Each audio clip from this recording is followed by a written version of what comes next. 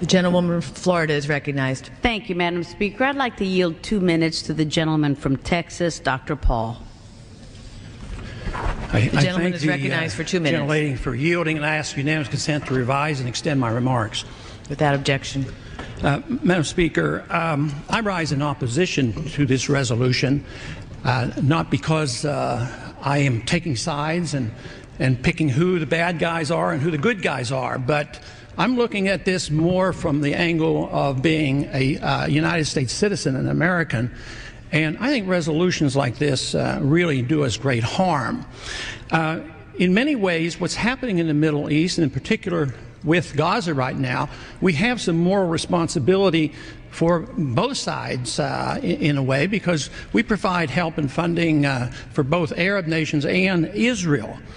And so we definitely have a moral responsibility, and especially now today, the weapons being used to kill so many Palestinians are American weapons, and American funds essentially are being used for this. But there's a political liability which I think is something that we fail to look at, because too often there's so much blowback from our intervention in areas that we shouldn't be involved in. You know, Hamas, if you look at the history, you'll find out that Hamas was encouraged and really started by Israel, because they wanted Hamas to counteract Yasser Arafat. And you say, well, yeah, that was better then and served its purpose, but we didn't want Hamas to do this. So then we as Americans say, well, we have such a good system, we're going to impose this on the world. We're going to invade Iraq and teach people how to be Democrats. We want free elections.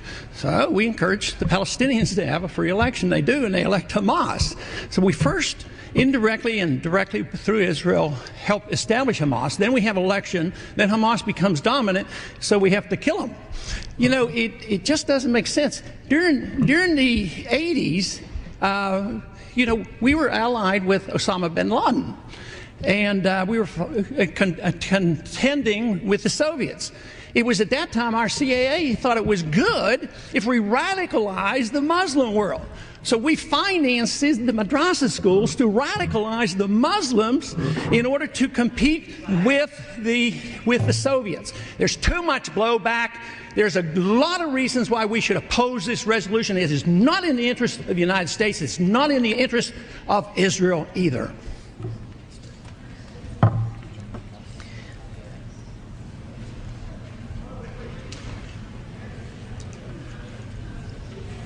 If this were a dictatorship, it'd be a heck of a lot easier. Just so long as I'm the dictator.